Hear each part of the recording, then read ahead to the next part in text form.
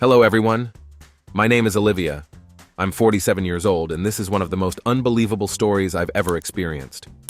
Even now, I'm not entirely sure how I feel about it, but I can't stop replaying the events in my mind. My husband criticizes me if our kids' nails aren't trimmed or if something is left undone, as if I don't already handle everything else. Why can't he cut their nails himself? He's just as capable as I am of doing everything I do. Honestly, I'm planning to leave his A's soon anyway.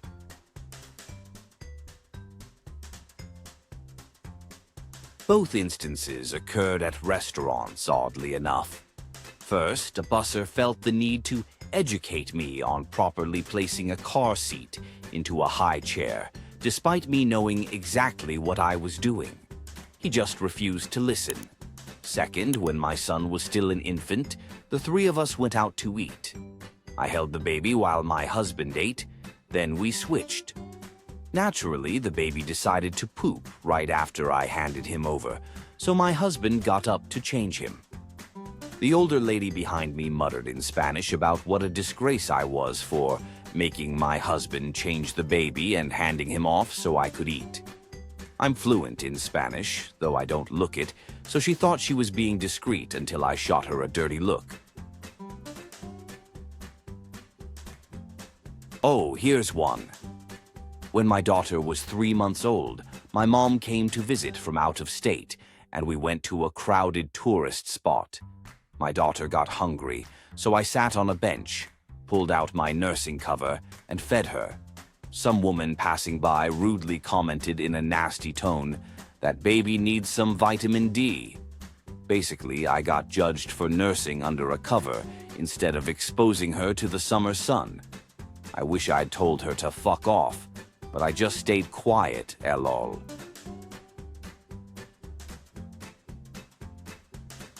When my daughter was a month old, an older woman sped past me on an electric scooter and yelled, "That baby looks cold." It was summer and my baby was wearing a onesie and leggings. She just didn't have socks on. Apparently, that equates to cold. While feeding my baby pumped milk instead of directly breastfeeding. Did you ask your PED about that? Seriously, just stop with these ridiculous questions. My dad criticized me for using ready-made liquid formula instead of powdered formula. Like, seriously? LOL. My kids are grown now, but this nonsense is timeless. It always felt like I was battling perfect mom syndrome, constantly being judged for anything and everything. You know what, though? I've got the benefit of hindsight.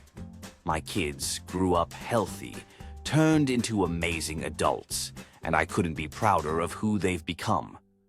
Moms, tell the shamers to kiss your AE. As long as you're providing love and good care, you're doing an amazing job. Thumb your nose at the critics and keep doing what's best for you and your family. Sending a warm hug if you want one, full of support, encouragement, and strength. My mother-in-law made a point to brag that she never got stretch marks during her 3 pregnancies. Unlike me, I also suffered severe morning sickness during all my pregnancies, even being hospitalized multiple times for dehydration. Meanwhile, she couldn't stop gloating about how easy her pregnancies were compared to mine. Not putting socks on my baby in warm weather, and choosing not to give water to my infant. After explaining that breast milk is 80% water and hydrates infants perfectly, my dad muttered under his breath, "Poor baby, they're just going to leave you thirsty." All annoyed, I just rolled my eyes and carried on. Cloth diapering. I've heard it all from, "Why would you bother with that when disposables exist?" to "You should keep some disposables handy," to outright skepticism like, "That won't last." Well, 8 months later, I've never purchased a single disposable diaper or wipe. Why do people assume you'll fail before you've even started? When we gained custody of my stepson, he had hepatitis C. Since we weren't certain when we'd be able to afford the $90,000 medication to cure him, we placed him on a diet with no salt, sugar, or processed foods to prevent further liver damage. My in-laws accused me of robbing him of his childhood. He was cured in February and can now eat whatever he likes. But they constantly tried sneaking him forbidden food and made me feel awful for keeping him away from junk. I was walking to my car from the store, and my child wasn't wearing a hat. It wasn't particularly cold, and he was warmly dressed in his stroller, but he wouldn't keep hats on, so I didn't bother. Suddenly, a woman came after me, shouting at the top of her lungs that she'd call CPS on me. She terrified me, and my kid started crying, absolutely unhinged. When my twins were 3, I took them to Barnes & Noble by myself, and they both had meltdowns at the same time. One had an accident and peed his pants, while the other refused to let go of a train toy from the kids' section. I ended up sitting on the floor by the entrance, trying to calm them down since I couldn't physically carry both to the car. A woman in her 60s approached me and asked, "Is this how your generation raises children now?" I was speechless. I wish I'd said something, but I was so stressed out that I eventually drove to my mom's house and cried for an hour. My son only napped while being held until he was 7 months old. I still cringe when I remember my mother-in-law's reaction when my husband told her this. She turned to me and said, "I wonder whose fault that is." Excuse me? Let me comfort my child the way he needs. I'm dealing with the trauma you caused by neglecting to comfort your own kids when they needed you. Don't blame me for choosing to let my baby feel secure while falling asleep. Someone called me lazy for using a baby carrier instead of holding my baby in my arms. For context, I had only recently been cleared to lift any weight with my left arm after recovering from a broken elbow just 2 weeks before giving birth. I was nearly shamed for something as basic as grocery shopping with my newborn. A woman commented that she never took hers out that young and said, "Hopefully your baby stays healthy." My husband works long hours, so I handle most of the grocery shopping while also caring for our other kids. If she wanted me to stay home, maybe she should have volunteered to do my shopping for me. Daycare has been a controversial topic. My husband and I both work full-time, and neither of us has a good relationship with our moms due to abusive, traumatic childhoods and severe hoarding issues. Despite this, we're told we should let one of them care for our son daily because daycare is supposedly unsafe. I've been judged for so many things: not letting everyone watch my baby, not using a pacifier, skipping a baby walker, my baby not sleeping through the night, keeping her away from sick family members, and applying nappy cream for diaper rash. I've even been criticized for spoiling my baby by picking her up when she needs me. Everyone has an opinion, but you know what? Opinions are like arseholes. Everyone's got one. I was shamed by a friend's aunt for patting my newborn too hard while burping him. I ended up bursting into tears afterward. For the record, she was wrong. You need to pat harder than you'd think to help get the gas out. Someone literally followed me through Home Depot and tried to report me to the manager because my baby wasn't wearing a hat. It was cold, but she'd already had heat rash 3 times that week, and she was bundled up otherwise. The woman didn't care and just screamed, "Baby needs a hat," even louder.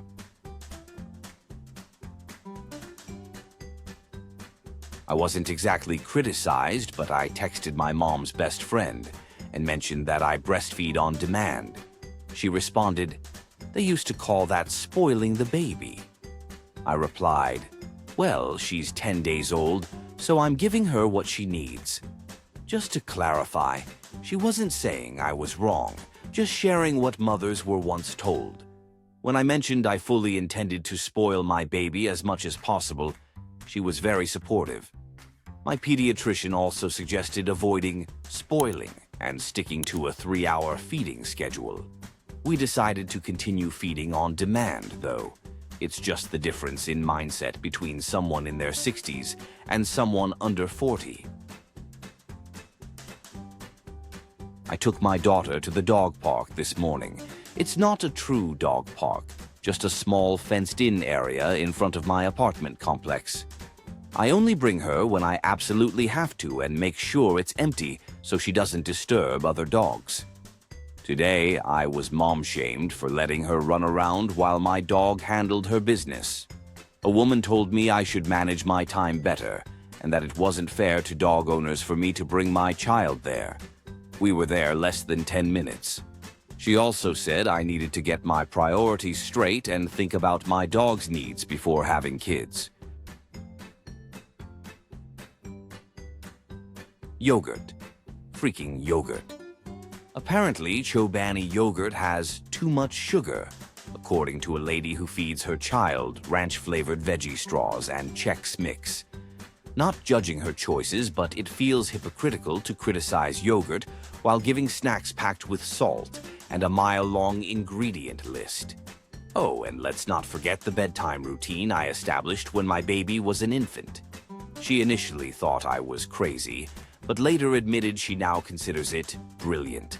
Also, my in-laws spent a good chunk of time believing we were negligent parents because we didn't hover over our daughter and yell, "Be careful," whenever she climbed on the couch after her first birthday. They still get upset when, at age 3, she slides down her slide on her knees.